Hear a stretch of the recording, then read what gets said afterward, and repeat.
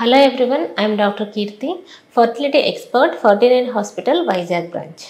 So ఈరోజు మనం endometriosis అనే టాపిక్ గురించి డిస్కస్ చేసుకుందాం. ఈ మధ్య చాలామంది పేషెంట్స్లో ఈ ఎండోమెట్రియోసిస్ ప్రాబ్లమ్ని మనం చూస్తున్నాము.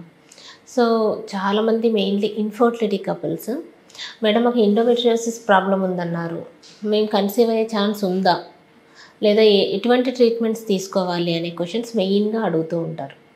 సో మనం ఈ వీడియోలో ఆ టాపిక్ గురించి డిస్కస్ చేసుకుందాం. సో ఈ ఎండోమెట్రియోసిస్ అంటే యూజువల్గా మనకి గర్భసంచిలో ఎండోమెట్రియల్ లైనింగ్ అనేది ఉంటుంది.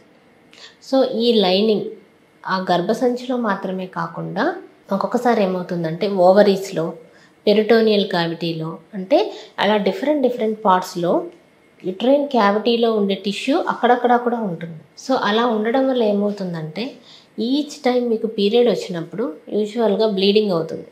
అలా బ్లీడింగ్ అయినప్పుడు మీ యుట్రస్లో బ్లీడింగ్ అయితే అది మెన్సెస్ ద్వారా వచ్చేస్తుంది. బట్ ఈ పార్ట్స్లో ఓవరీస్లో కానీ పెరిటోనియల్ క్యావిటీలో కానీ ఇలా బ్లీడ్ అయినప్పుడు ఏమవుతుందంటే అక్కడంతా ఇన్ఫ్లమేషన్ వస్తుంది. సో ఓవరీలో ఇటువంటి ప్రాబ్లం అయితే ఏమవుతుంది, అదొక సిస్ట్లా ఫామ్ అవుతుంది. So that is called a chocolate cyst. So ఇలా chocolate cyst or endometriotic cyst అంటాం. సో ఇటువంటి వాటి వల్ల ఎటువంటి ప్రాబ్లమ్స్ వస్తాయి. ఫర్ ఎగ్జాంపుల్కి ఓవరీలో ఒక ఎండోమెట్రియోటిక్ సిస్ట్ ఉంది. సో ఇలా ఎండోమెట్రియోటిక్ సిస్ట్ ఉండడం వల్ల ఏంటంటే మెయిన్గా ఎగ్ కౌంట్ అనేది కాంప్రమైజ్ అవుతుంది. Mainly quality of the egg compromise అవుతుంది. సో ఇలా quality of the egg compromise అయినప్పుడు ఏమవుతుంది మనకి అంటే కన్సీవ్ అయ్యే ఛాన్సెస్ అనేవి బాగా తగ్గిపోతాయి. కొంతమందికి ఏంటంటే అతుకులు ఫామ్ అవుతాయి. మీకు ఓవరీకి ట్యూబ్స్కి అతుకులు ఫామ్ అవ్వడం వల్ల ఏమవుతుందంటే మీకు రిలీజ్ అయిన ఎగ్ అనేది ట్యూబ్లోకి ఎంటర్ అవ్వదు. సో అప్పుడేమవుతుంది మనకి ప్రెగ్నెన్సీ అనేది డిలే అవుతుంది. సో అలాగే రిమైనింగ్ పార్ట్స్లో కూడా పెరిటోనియల్ క్యావిటీలో ఇలా అంతా ఉండడం వల్ల ఏమవుతుందంటే ఈ యుట్రైన్ అనాటమీ డిస్టర్బ్ అవుతుంది. దెన్ యుటరస్లో కూడా ఈ ఎండోమెట్రియోసిస్ ప్రాబ్లం ఉన్న వాళ్ళకి ఇంప్లాంటేషన్ ప్రాబ్లమ్స్ ఉంటాయి. సో ఇంప్లాంటేషన్ అంటే బేబీ అతుక్కునే ప్రాబ్లమ్స్ కూడా కొంతమంది పేషెంట్స్కి ఉంటాయన్నమాట. సో ఈ విధంగా ఎండోమెట్రియోసిస్ ఉన్న పేషెంట్స్లో ఇలా డిఫరెంట్ సైట్స్లో ఉండే రీజన్స్ వల్ల మనకి లాస్ట్ ఏమవుతుందంటే ఇన్ఫర్టిలిటీ ఇష్యూస్ని మెయిన్గా ఫేస్ చేస్తారు. సో అపార్ట్ ఫ్రమ్ ఇన్ఫర్టిలిటీ ఇంకొంతమందికి డిస్మెనోరియా ఉంటుంది.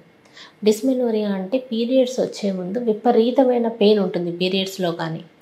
సో ఎందుకంటే అవి ఆ టిష్యూ అక్కడ బ్లీడ్ అయ్యి అక్కడ ఇన్ఫ్లమేట్ అవ్వడం వల్ల ఏమవుతుందంటే చాలా పెయిన్తో సఫర్ అవుతుంటారు. కొంతమంది ఈవెన్ హాస్పిటల్కి కూడా రాలేరు. సో అంత సివియర్గా కూడా కొంతమందికి ఈ కండిషన్ అనేది ఉంటుంది. దెన్ ఈ ఎండోమెట్రియోసిస్ ఇంకా డిఫరెంట్ ప్లేసెస్లో కూడా కొంతమందికి ఉంటుంది. బ్లాడర్ ఎండోమెట్రియోసిస్ అంటారు. ముందు సిజేరియన్ అయితే అక్కడ ఆ స్కార్ దగ్గర కూడా కొంతమందికి ఎండోమెట్రియోసిస్ వస్తుంది. సిజేరియన్ స్కార్ ఎండోమెట్రియోసిస్ పేషెంట్స్ ఉన్నారు. రెక్టల్ ఎండోమెట్రియోసిస్, సో ఆ రెక్టల్ మ్యూకోసాని కూడా ఈ ఎండోమెట్రియోటిక్ టిష్యూ ఇన్వేట్ చేసినప్పుడు ఏమవుతుందంటే సో మోషన్కి వెళ్ళినప్పుడు కూడా సివియర్గా పెయిన్ రావడం. సో ఈ టిష్యూ ఏ ఏరియాస్లో ఉంటే అక్కడ అంతా ప్రాబ్లం అంటే అతుకుల ప్రాబ్లం వచ్చి వాళ్ళకి పెయిన్ లాగా వస్తుందన్నమాట, సింపుల్గా చెప్పాలంటే. సో ఇటువంటి పేషెంట్స్ మెయిన్గా ఇన్ఫర్టిలిటీతో సఫర్ అవుతారు. దెన్ కొంతమందికి ఇలా పీరియడ్స్లో పెయిన్ వచ్చే ప్రాబ్లం ఉంటుంది.